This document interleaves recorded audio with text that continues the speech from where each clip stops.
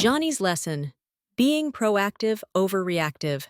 Johnny was a young, dedicated emergency medical technician, EMT, who took pride in his work. One evening, he was dispatched to perform a basic life support transfer for a patient using a morphine PCA, patient-controlled analgesia.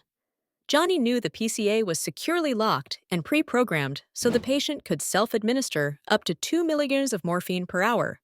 This task was well within his scope of practice, and he completed the transfer confidently and professionally. Later that evening, Johnny was assigned to an advanced life support ALS ambulance with Robert, a paramedic, and the shift supervisor. After responding to their first call, a suspected cardiac case that turned out to be indigestion, Johnny began restocking and cleaning the ambulance with his usual diligence. As he worked, he overheard a troubling conversation between Robert and an ER nurse named Susan. Susan expressed her belief that it was inappropriate for an EMT to transport a patient with a morphine PCA and claimed it was outside an EMT's scope of practice.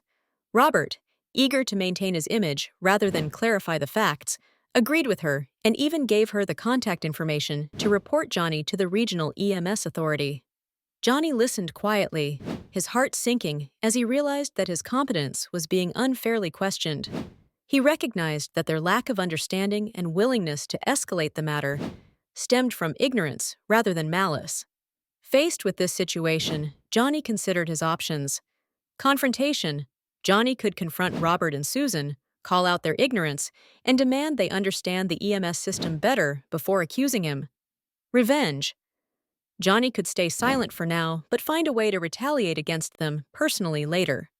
Proactivity: Johnny could let them proceed with the report, knowing the EMS authority would investigate, confirm he was within his scope of practice, and educate Robert and Susan accordingly.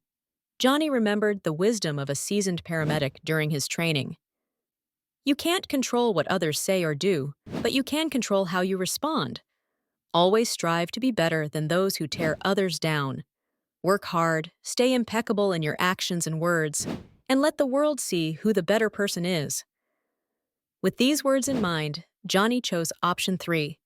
He let the process unfold, confident in his knowledge and professionalism.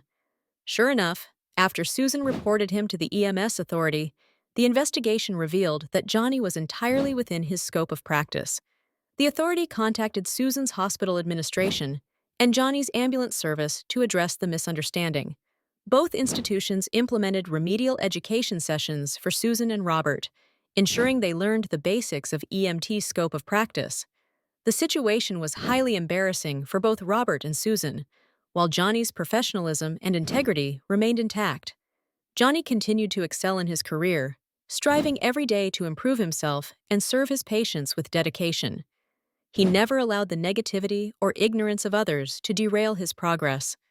Moral of the story: always strive to be the best version of yourself. Acknowledge your mistakes, learn from them, and work to improve. When others falsely accuse you or spread misinformation, choose to be proactive instead of reactive. Your dignity, professionalism, and commitment to growth will set you apart, while those who act out of ignorance or malice will face their own patterns of failure.